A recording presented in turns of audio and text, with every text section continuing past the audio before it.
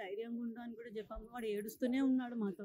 ఇంకా వాడు ఇట్లా చేసుకుంటాడని మేము అనుకోలేదు. మా తమ్ముడు ఆ అడ్డపైన పవిత్ర ఏందో కానీ వాడి జీవితం నాశనం చేసిపోయింది. వాడికి 2 పిల్లలు, వాడి భార్య, తల్లిదండ్రిని నాగం చేసిపోయిండు. వాళ్ళ పిల్లలకి ఇప్పుడు ఏంది భవిష్యత్ ఏంది? ఆ చిన్న పిల్లలు వాళ్ళకి ఎట్లా వాళ్ళు మీడియా తరఫు నుంచి నాకు సీరియల్ ఇండస్ట్రీ తరఫు నుంచి వాళ్ళకి హెల్ప్ చేయాలి. వాళ్ళు మాత్రం చూడలేని పరిస్థితి. మా తమ్ముడు మాకు అసలు మేము ఎంత అనుకోలేదు. ఎంత ధైర్యవంతుడు వాడు, అసలు ఇలా చేసుకుంటాడు అనుకోలేదు.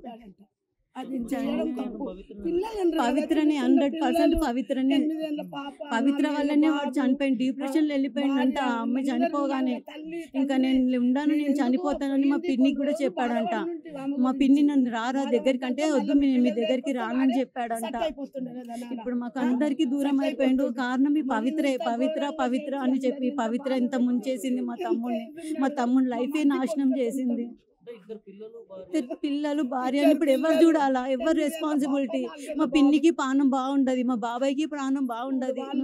వాళ్ళు ఎవరిని నమ్ముకొని ఉన్నారు? అంత పెద్ద కొడుకు ఇప్పుడు పోయిండు, ఇప్పుడు వస్తాడా? అంత పెద్ద కొడుకు తిరిగి వస్తాడా? మా తమ్ముడు ఉన్నాడని వాళ్ళకి కొంత ధైర్యం ఉండే. మా పిన్ని మా బాబాయ్కి 2 కొడుకులు, 1 కూతురు.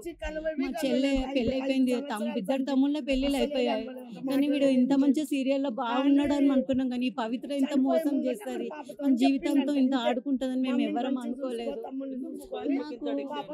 అదే మాకే అర్థం కాదు. మాకు రీసెంట్లీగా తెలిసింది, మీడియా తరఫు నుంచి మాకు తెలిసింది. మాకు పవిత్ర ఏంది మేంది ఇట్లా చేసింది అనేది.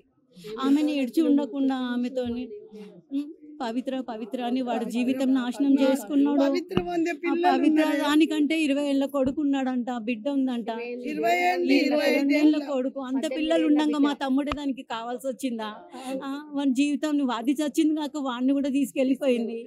వాళ్ళ పిల్లల కంటే తెలివి ఉందండి. ఇప్పుడు మా తమ్ముడి పిల్లలకి ఎవరు బాధ్యత? పసి పిల్లలు 5 years ఉన్నారు, పాప బాబు చిన్న పిల్లలు. మా తమ్ముడు సహజీవనం కాలేదు. 5 years నుంచి మా మరదలతో మాటలే బంద్ చేశాడంట. మా మరదలతో రిలేషనే లేదంట. పవిత్రనే అని పవిత్ర దగ్గరే ఉన్నాడంట. పవిత్ర కూడా ఇక్కడ రానియలేదంట. నేను ఇక్కడ పోవద్దని చెప్పిందంట. మా తమ్ముడు మాకు పవిత్రనే మైకంలోనే పడిపోయిండు. ఇంకా పవిత్ర అంటే మా పిన్ని కూడా ఏం చేసేదండి? అక్కడ పాట పాడితే మా పిన్ని అయినా ఏం చెప్తుంది? వాడు అదే మా పిన్ని అదే ఏడ్చింది. భార్య బిడ్డలకి ఇప్పుడు ఏంటండి? భార్య బిడ్డలకి దారి చూపించాలి. చిన్న పిల్లలు నాగం చేసి పోయిండు.